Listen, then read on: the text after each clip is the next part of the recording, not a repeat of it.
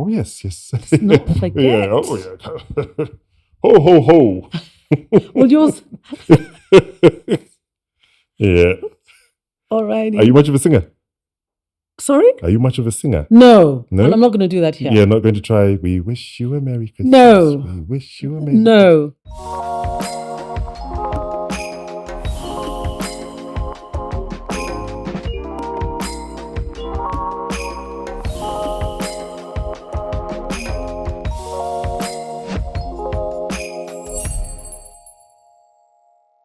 Welcome to the very last episode of Nkwazi Unfiltered for 2025. We've had some incredible moments on the podcast. We've chatted with all sorts of individuals, incredible in their own rights, across a spectrum of industries and genres and activities. And each and every one of them has brought a unique flavor to Nkwazi Unfiltered. Today we're going to do something a bit different in that we don't really have a guest because it's two hosts sitting facing off and having a conversation. How are you doing, Chana? I'm good. How are you? Very well, thank you. This is going to be fun. This is weird, though. I'm on the wrong side of the room for starters. I know. Don't get nervous. It's just me. I feel weird. I feel It's just me. feel like it's an interview, Yeah, like a job I know. interview. Like, okay, where do I put my hands? But we'll make it work. Yeah. How are things going, eh? All right. Yeah. So one of the things that we're going to look at for a start in this difference is because everyone talks to me about how Kamiza knows everybody. So I want to know a little bit about you. I think everybody else out there wants to know a little bit about you, quite a lot about you. So maybe just start by telling me more about who is Kamiza outside of the podcast. Outside of the podcast, I have a full-time job at Fera Communications. It's a company I founded 10 odd years ago. And it's what took me out of the corporate space and became my everyday source of livelihood. So bespoke communication services. Yeah. Probably 80-70% of what I do with Fera Communications is voiceover work. And Do you have your own studio? yes. Yeah. Yes. So it got to that. Yeah. It got a bit crazy. And I think it gives you an edge when you're able to go off and record literally at the drop of a hat. You have very, very tight deadlines sometimes. A client only approves your voice 30 minutes before they want stuff to be produced because it has to break that day. And we give you a call and your agent's frantic, like, where are you? Like, I've just got home. Like, okay, can you record? Yes, I can. And make it happen and quickly dash into the office, record that and shoot it off to the client. Aside from that, lots of events. Gigs. I do lots of emceeing. Yeah. And behind the scenes, the quiet side of things is lots of public relations and marketing and communications strategy and planning. And that's the invisible side of the business. But how did you get into that? It's always been my passion. Even in the corporate circles, I was always in the communications space, marketing, sales, and all things front-facing and image creating and building. So it was a natural transition. Nice. Said, okay, instead of doing it for corporates, I'm going to do it for myself. No, nice. Yeah. I mean, I do remember you in the corporates. Yeah, In the corporate space. Yes, I remember corporate types. I remember you in the power suits and. No, we wear sneakers out. Yeah, This is enough who we about me. Tell us about you, Chana. I will. But before I get to that, because is that how everyone knows Kamiza? Because there's everyone knows Kamiza, and when you even happen today, everyone genuinely knows you, or it looks like they know you. Yeah, okay. So here's my guiding philosophy and principle: the world is full of friends I haven't made yet. It's not full of strangers.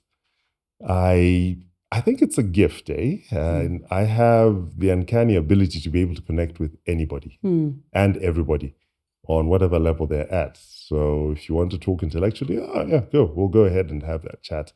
If you want to chat about footy, I'm your guy. If you want to talk about the price of vitumbua, we'll talk about that. Yeah. We'll somehow always find common ground with people, and I'm grateful for that. It is a gift because actually there's some people who really Yeah.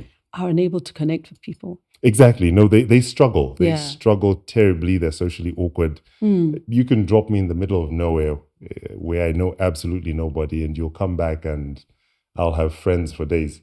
Do you remember everyone? Yes, I do. I do. I may not remember names. Right. As the years have gone on, names seem to escape me, but I never forget a face. That's awesome. If I've met you, you're in the database. And I'll be candid. So I can't remember where we met. Oh, yes. And once a person mentions that, I'll remember moments in our meeting. That's awesome. With great detail, though. Yeah. But it's weird, but Oh, good for you. No, it is a talent. It's a gift. Nice one. Yeah. Yeah. Chana, who are you? So, Chana Musakanya came from a creative background, actually. Yeah. You know, so by profession, I'm a graphic designer. Ah. Yes. Oh, you learn something new every day. I'm a graphic designer. I'm an artist. And then I managed to combine that with communication because a bit like you, I really enjoy speaking to people. And it comes to me very naturally, and I enjoy meeting people. And I've always been like the catalyst, no matter what it is, whether good or bad, but I bring people together. So that combination of maybe like the creative part, the communication molded really well at a really good time.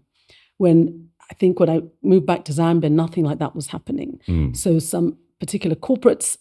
one particular corporate saw it very quickly and was like, you need to brand us. And from then on, it's just been like, I'm the catalyst, the communicator. Yeah, you say move back to Zambia. Where were you at the time? I was in the UK. Can't you? Hey, yeah, okay. I mean, you never know, eh? You never know. I know. It's so true. You can actually buy an accent. And I keep telling people that it's not going. My parents paid enough money that it's not going away. Oh yeah. You got a lifetime license for it. But it has faded away. It's been rubbed off quite a bit in the last few years. It's still there. It's still there. And I was messing with you. I know for a fact where you were, but hey, I mean, not everybody does. So, I know. Yes. Yeah. So for those that don't know, I spent most of my life in the UK, but I was coming back home a lot. Yeah. That was the trick. I was coming back home a lot, and then I was able to easily make the decision that this is not for me. The UK is not for me. Yeah. Home is for me. It was a very easy decision. So you stayed grounded and absolutely kept the roots intact. Absolutely. Yeah. We were forced to come. No, I'm doing a small course. I've got a holiday. You're coming home. There's a ticket. Yeah. Yeah. Now that is wise because a lot of people become fish out of water, and they're neither there nor here. Yeah. Because they've forgotten who they are in terms of home, and people that they once connected with have moved on. And vacuums don't exist, eh? So people fill those vacuums and those spaces you once occupied with other people and other things. Yeah. And then you start feeling weird. So now when they get to our age now, and you've been away for so long, it's very difficult to come back and fill those vacuums. It's very difficult. So I was very lucky that I made the decision at the right time when I did. And I've really never looked back, to be honest. Yeah. In terms of your life's purpose and core vision, what does that look like? And how does the podcast fit into that? So I'm a very, I've interviewed a lot of people who've on this program, and a lot of them have been, the word that keeps coming up is about being intentional. These are people who sit and look at their lives and they make a plan. And so if he loves me even in that moment, even in that state, then how could I not love myself? And so it was from an overflow of that I then began to love myself. And so all of a sudden, when other people were telling me they loved me, I was hearing it now because I loved myself. And so then, even beyond loving myself, became a journey of saying, I also like me. I like the way I think. I like the way I process. because I understand that this is the way God made me. So I'd probably say that I've been very fortunate that over the last maybe 25, 30 years, the plans have fallen in place for me. Nice. But actually, it's because I've been able to say no to certain things. So maybe even if I think it's not intentional, there are certain things I will not do. Right. Like I will not go into sales. I'm not going to sell that Hoover.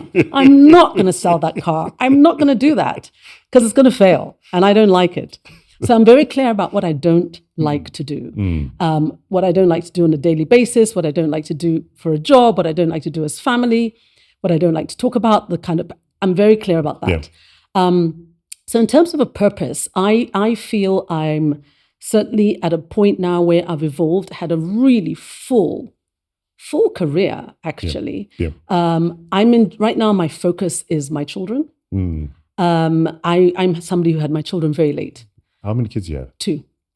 Uh, I had them late, and I'm really, really enjoying them right now. So my purpose right now is to evolve with them, grow with them, learn from them. yeah. So I'm learning a lot from them on, media and social media and digital and everything else that's happening out there.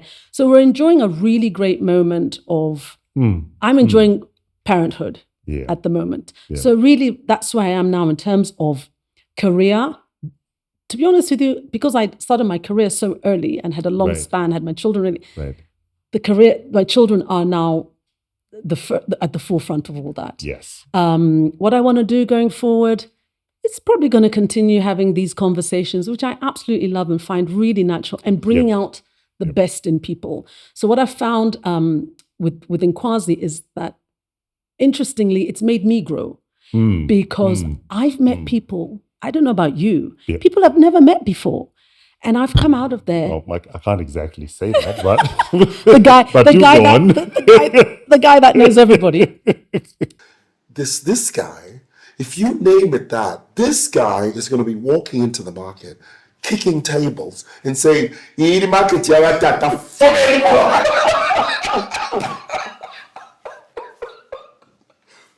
I found it's fulfilled my purpose in that, but my current purpose, and that's allowed me to open my eyes into what else is happening in Zambia, how people have grown, it's opened my horizons. And I think it's opened the horizons for our viewers as well. 100%. So the word isn't even excited. I'm honored actually to be the vehicle through Nkwazi to allow people to really understand that, look, even if this person is this person, even if it's Pompey, you know what? He goes home and they eat in Shima with Esther. Exactly. You know what I mean? Exactly. I would say at Pompey at home. There's no Pompey at home. There's no. The titles are left at the door. At home, I'm a husband. She's a wife. She's a mother. I'm a father. And we put that's P1 for us. That's priority number one. The home is the first priority. Everything else, if I was to choose between being a celebrity and my family, I would drop the celebrity instantly.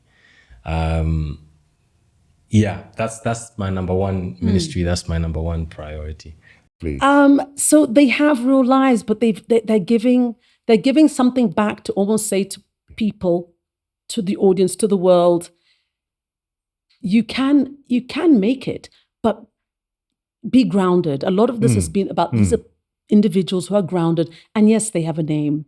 So I think my partnership with Nkwazi really has been to allow people also to open up. I've been so shocked with some of the conversations I've had where we've both shocked ourselves, the guest and myself. Okay, and I think we've just opened up the world, opened up Zambia for so many people who who wouldn't have imagined certain things about people. I agree 100%. And and for me, I think the word that comes to mind when I think about Nkwazi Unfiltered is enriching. It's really enriching. And even though I know pretty much all the guests that we've had on the pod, I get to learn something new about them.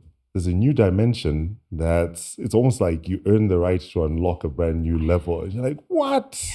I didn't know this about you. Yeah. And you hear something about their background, and then it suddenly gives you a light bulb moment, because you suddenly understand why they do certain things, why they have this disposition, and you say, oh, that explains a lot about you. I think unlocking is a really good word, because the podcasts have unlocked so much richness, so much history, and just being, with a lot of our guests. And I think a huge thank you to each of the guests, because they come here and they are unfiltered.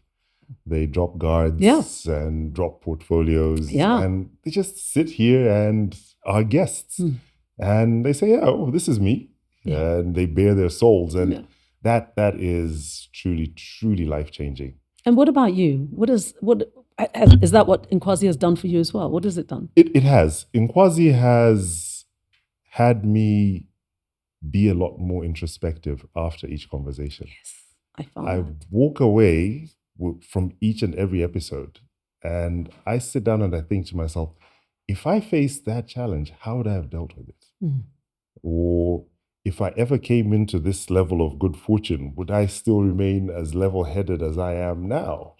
And each and every episode has been an aha moment. It's been literally, you sit up and like, okay, this is new.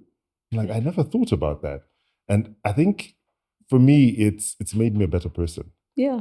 I see people, and I see beyond just the individual who is stellar or a celebrity. And I say, behind that title and that position, there's an actual human being who lives a very interesting and somewhat normal life. They can't do it in public because everybody wants a piece of them. Yeah. But they go home and they have a life. They have their own quiet space. And one question that we always ask on the pod is, what do you do to unwind? And when you hear a person say, I just go home, lie down, kick off my shoes, grab a good book, sip on a cup of tea, and you're like, wait, that could be me. Well, as I mentioned earlier, the things that I do in my life, I work, I cook, and I play golf. So if I'm repeat. and repeat. And if I'm feeling really off, I promise you, I'll knock off early from work, and I go straight in the kitchen. Given day, Because they are. it's amazing. Yeah. It's absolutely amazing. It's been a wonderful journey, and I think it's a journey. Long may it continue. That continues to give, because the adventure continues. Yeah. And every day you just unpack. You're unpacking and unpacking. I come off when I finish the podcast, I get onto the phone. I'm on the phone and I'm like exploding. You're like, you cannot believe this conversation. Yeah. I didn't know about this person, Right. and why they did it, and this is their background. And so I'm already revealing the podcast 5 minutes after leaving the studio, because I can't hold it in. Because 3 little letters for all the people you chat with. NDA. Yeah. These need to be confidants of note. Yeah, I I had a should great tell them. one, and it's why the guys embargo everything and say, guys, no. But I mean, there are people who you chat with. No. There's you there's get like home. 2 people, so they I have to. Actually coming home to mom and dad, because remember, I hadn't lived in Zambia for so long. So I was actually adjusting as in my late 30s, coming back to live with your parents. What time are you back? Where are you going? I mean, and yes, exactly. I went to one of those walks, man, and panting and huffing behind this babe I saw. I just said, Kanika, goddamn. Ulterior motives. It wasn't the fundraising. And I was- anymore. You I have get to. home and Yeah. you will not believe. Yeah. Like, wait for it. Yeah. I mean, there's a question you need to check out in the pod. And it's incredible. And So exciting. it is an exciting journey. Yeah. An exciting journey. It's And been I'm so fun. I'm grateful for Yeah. Nkwazi Unfiltered. Okay, now. We've got as next guests- bit. Next Yes. bit. Okay. We have a little lucky draw here. Questions. Yeah, questions, eh? We're going to I'm draw. sitting in the good seat, so I think we're going to draw Okay, questions, cool. and So you can draw the first because I'm in the lucky seat or the good seat or your seat. Fair and enough. I'll draw one now. Okay. So who goes first? I guess you drew first. Okay. So Okay. This is a goodie. no glasses. No. Good eyesight, you see. Yeah. What is the one piece of advice from a guest that has genuinely stuck with you? Yeah, that's a good question. I didn't see that one. No. Well, Maybe I can't name who it was. hmm. And I don't think it was just from one person. I keep getting the message about being true to yourself. Yes. True to yourself and being honest. My mom's principles still reign supreme in my life even now. I look back on times she would tell me, you've got to stay true to who you are, and the world is going to force you into corners and define what you must look like, what you must act like, what you must achieve, the bounds of the territories you must go. But you are defined by your heart. You are defined by your purpose, by your vision. And even if it doesn't look like the next person, it is okay to go after what you want. And those words for me resound even now, and probably will carry me through the rest of my life.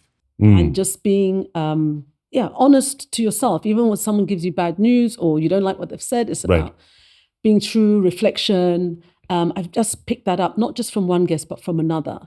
And these characters are all are very solid individuals in their own way. So even when they're talking emotionally or a business, it's about being true to themselves, no matter what information they've been given. Correct. And they kind of laid that out to say, this is what I'll tell.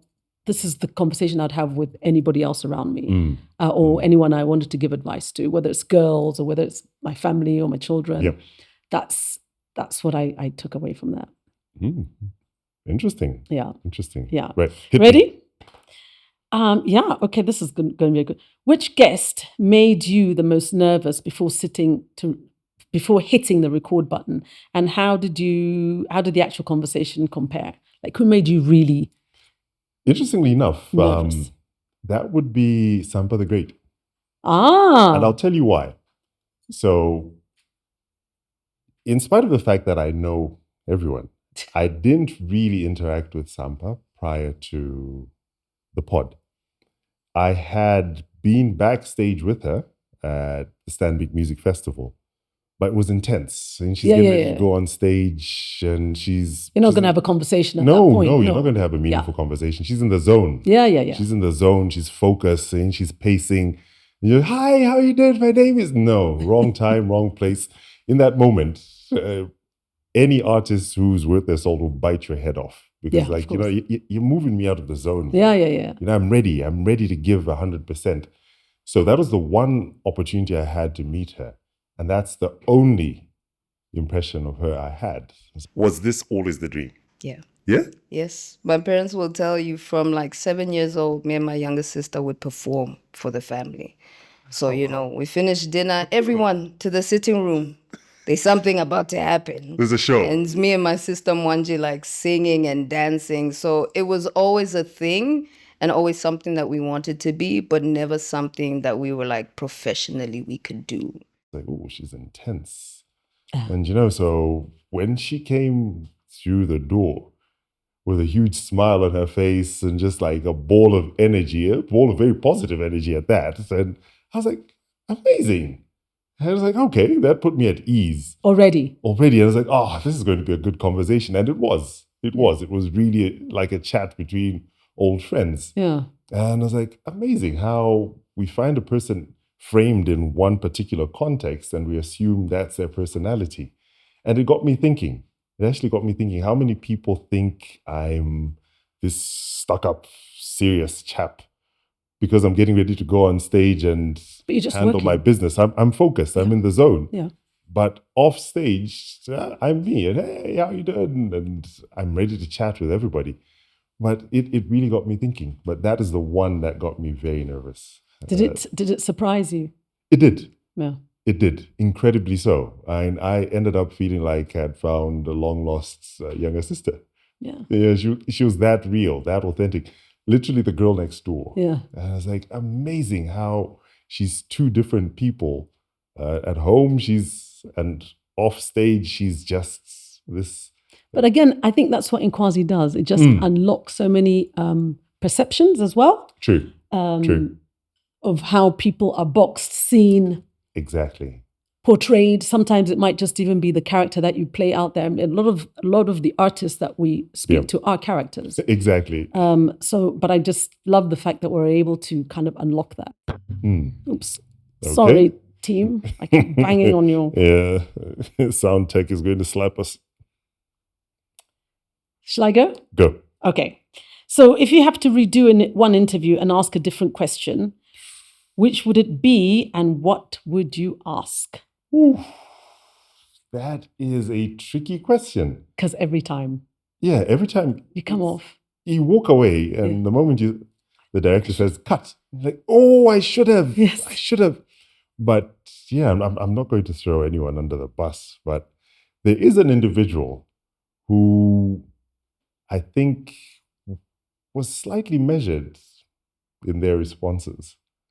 And if I had an opportunity to do a do-over, I would probably throw a curveball right at the beginning of the conversation to throw them off their game and then have them have to dig deeper than they had given out. They're a very measured individual in day-to-day life and in what they do.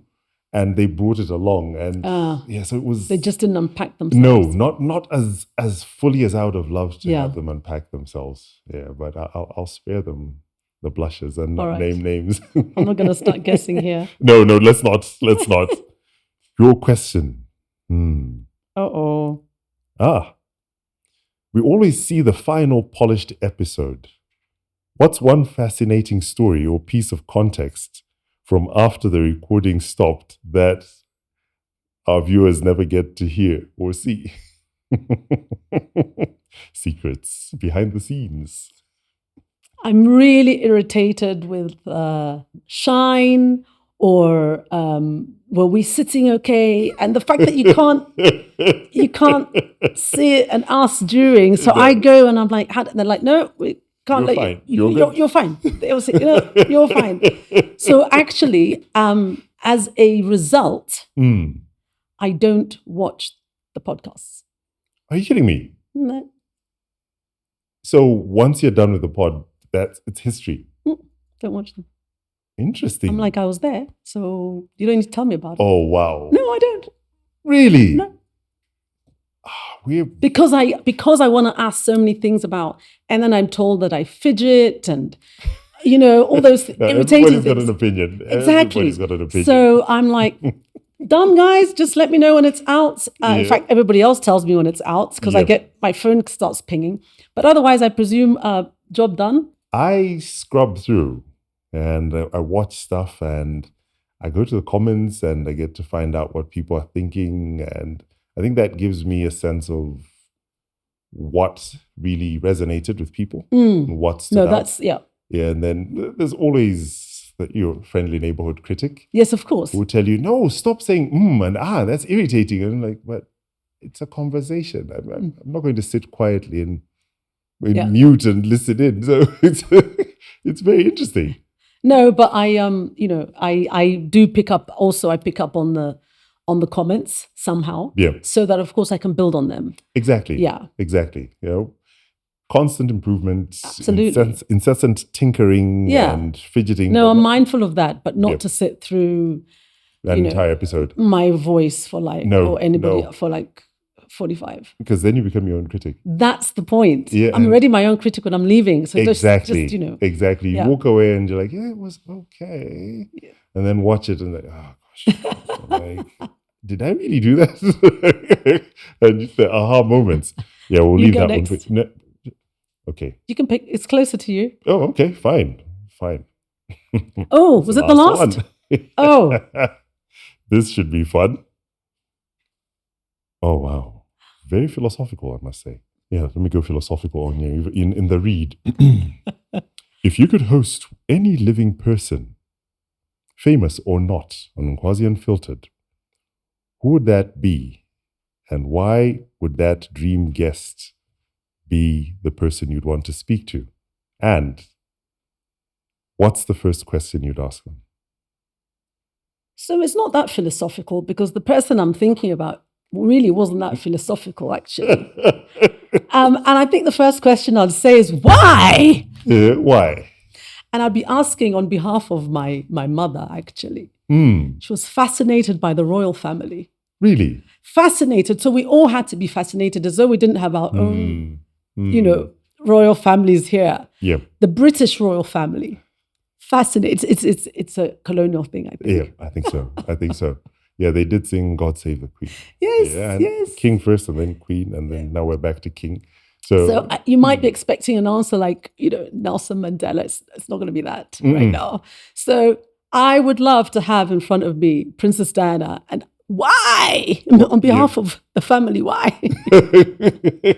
just tell me why. tell me why. Oh, No, that would be that would be fun. Though. That would be that fun. would be fun. No, because I'm like a fan of like things like The Crown, and I'm fascinated by the whole production behind those things and the history. Those things happen. Fine, they're not in Africa, True, but there's true. just so much history that can be traced. And obviously, at some point, I caught up with it because I lived 50 years of that. Yeah. But I just find the whole collection of that history of that the royal family, and because it was so not imposed. Well, it was imposed on us as a country, and it really it was embedded. It was embedded. Yeah, embedded. And then I'd sit there with my mum, and she'd be like, Inga Chao Z. I'm like, I don't know. So let's watch together. I don't know. And like, exactly. Well, so it is what it is. Yeah, no, but I understand where she's coming from, and I fully get it, because there's such a deep and rich sense of tradition and sense of occasion and decorum and order, because everything that the royal family does is done orderly. Yeah. It's like, okay, we've done this way for centuries.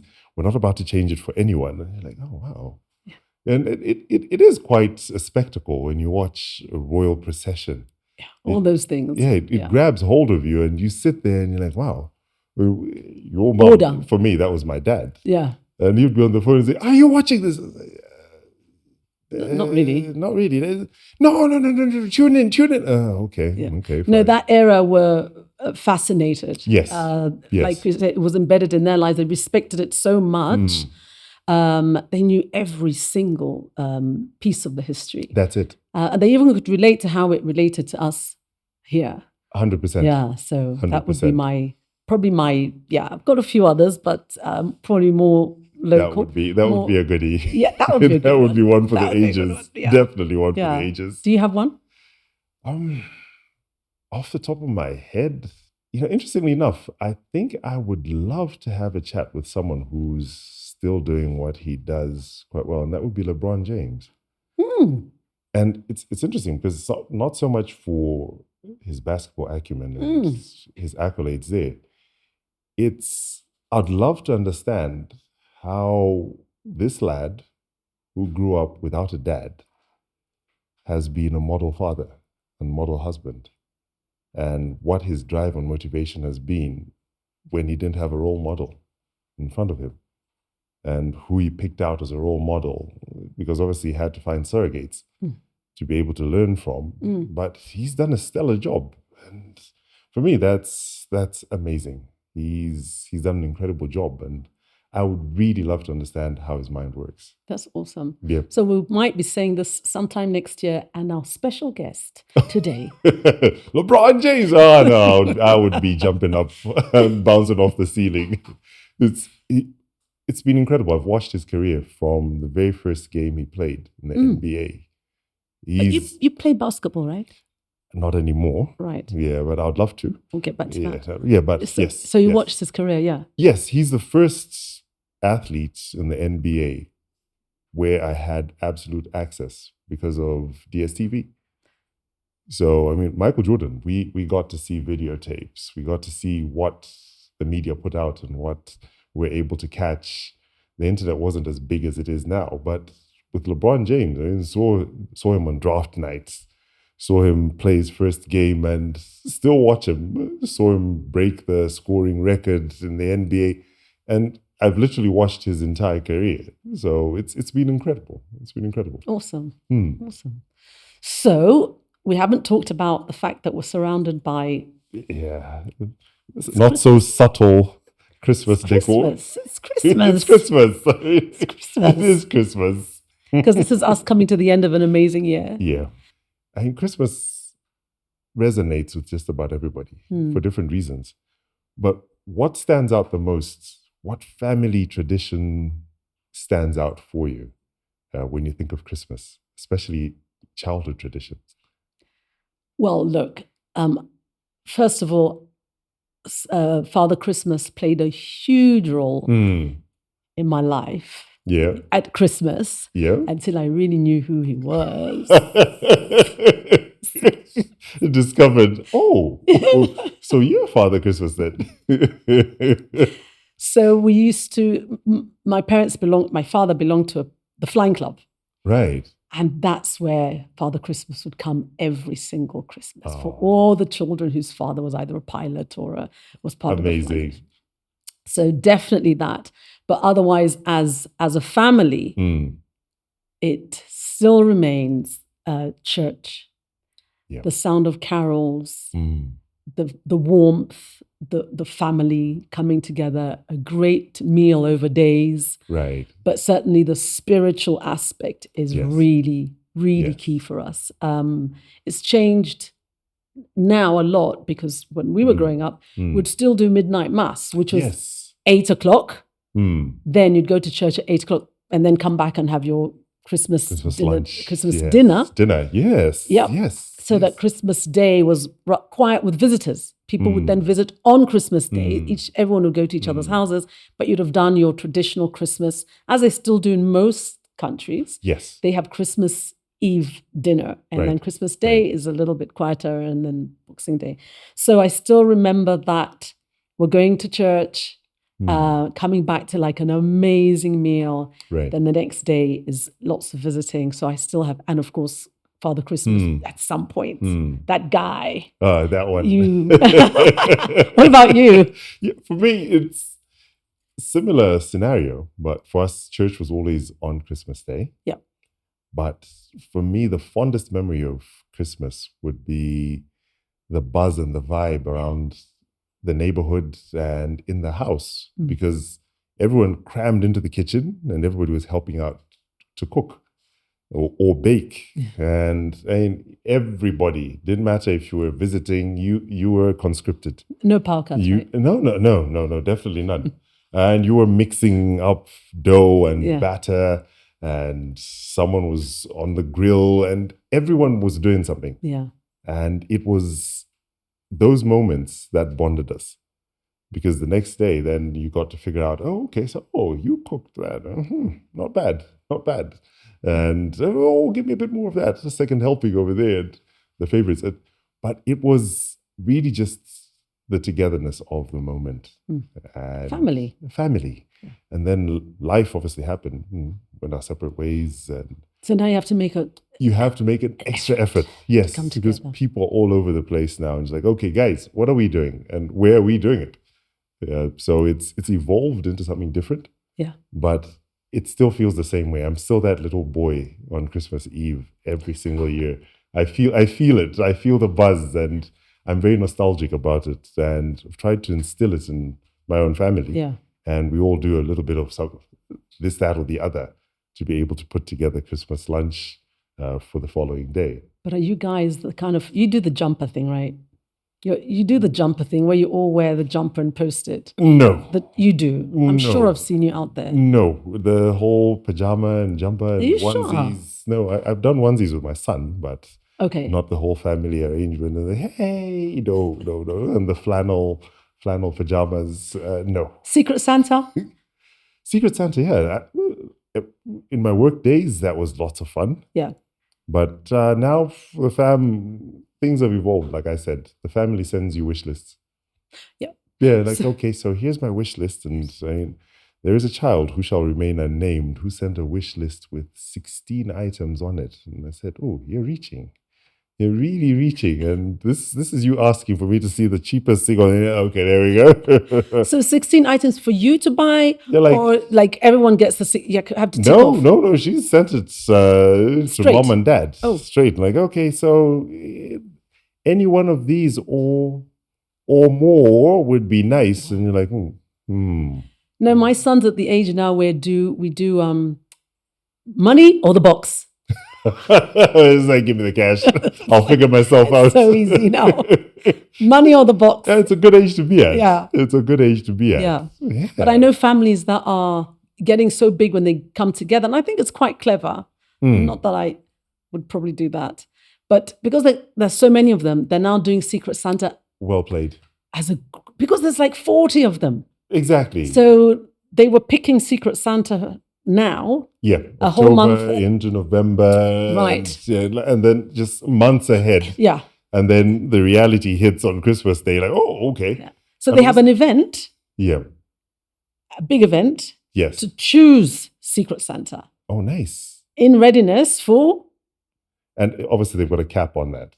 I think they must do. Yeah, because it would suck to go off and have spent a fortune and then walk away with, okay. No, I don't know if Secret Santa can. I want to know who you are.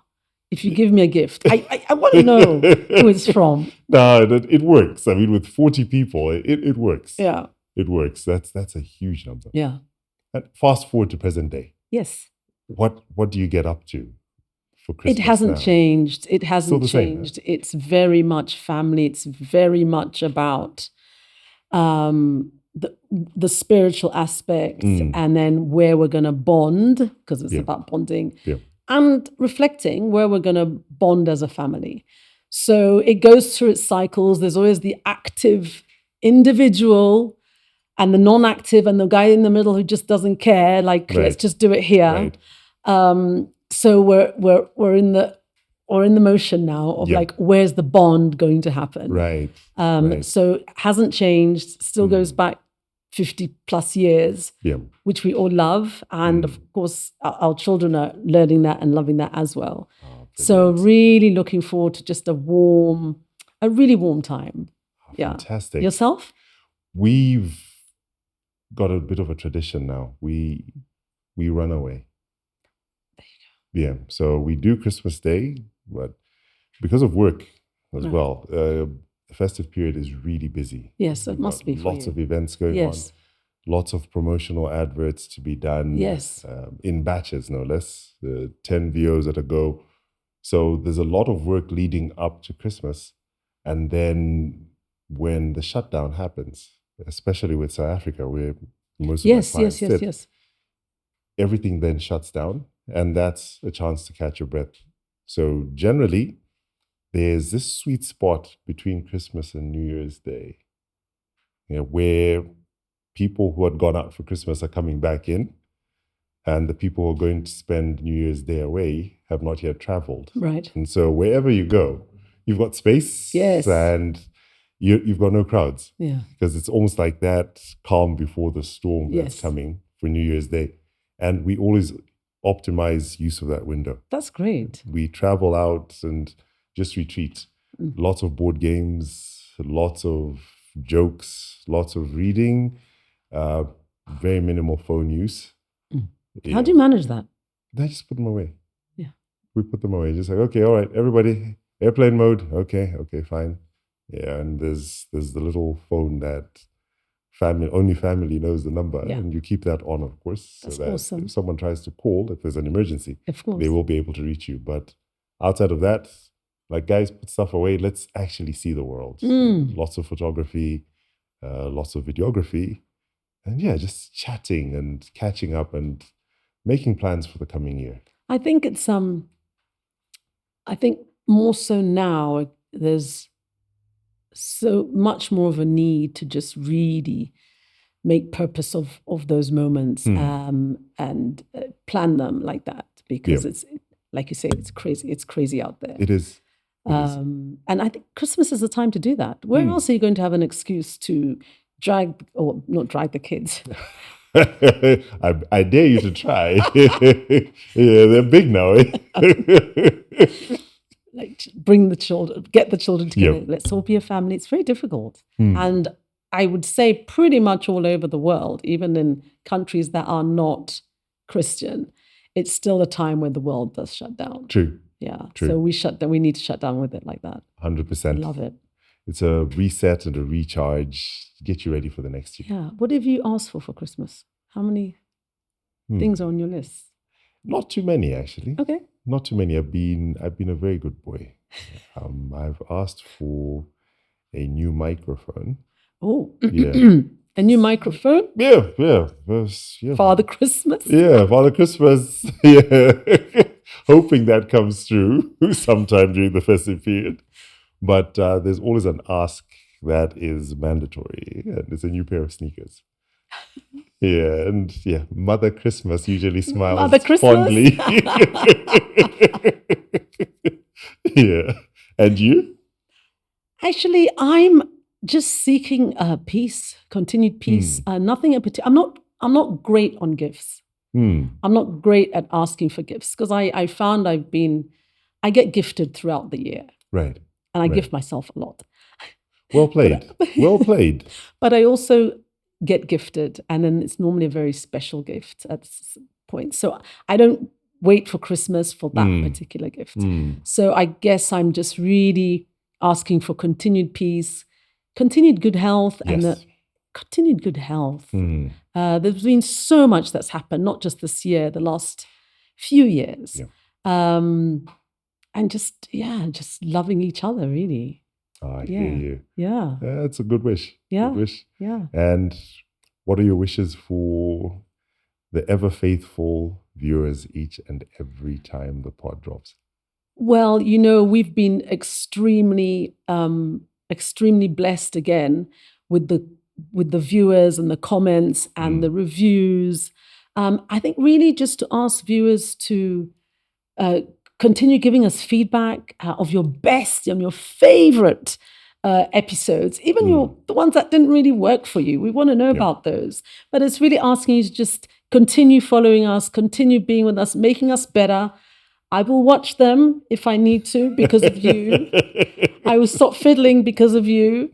And it's really just to wish Nkwazi and all our viewers an amazing, peaceful Christmas and New Year. And personally, I can't wait for what we've got in play for next year. Can't wait. 100%. And I'm going to see you next year. Oh, yes, most definitely. Yeah. Most definitely. Here's to an amazing 2026, full of incredible guests and wonderful conversation, uplifting, enlightening, building, encouraging, strengthening, and bolstering. Yeah, so it takes us to a brand new level. Absolutely. And Nkwazi Unfiltered isn't going anywhere. It's here for keeps. And it's here because of you. So thank you. Thank you. Oh, yes. Let's not forget. Yeah, oh, yeah. Ho, ho, ho. Well, yours. Yeah. All righty. Are you much of a singer? Sorry? Are you much of a singer? No. And I'm not going to do that here. You're not going to try, we wish you a Merry Christmas. No. We wish you a Merry No. Christmas. We wish you a Merry Christmas and a Happy New Year. No? It's one thing I didn't talk about. I just like the Christmas songs. They get me. Yeah? Oh my gosh, the house is full of Christmas music. I love it. Yeah. Love it. No, the playlist changes. Yeah. I love that. Love it. Absolutely love it. Yeah, you look good. Oh, thank you. So do you. Thank you. Mother Christmas.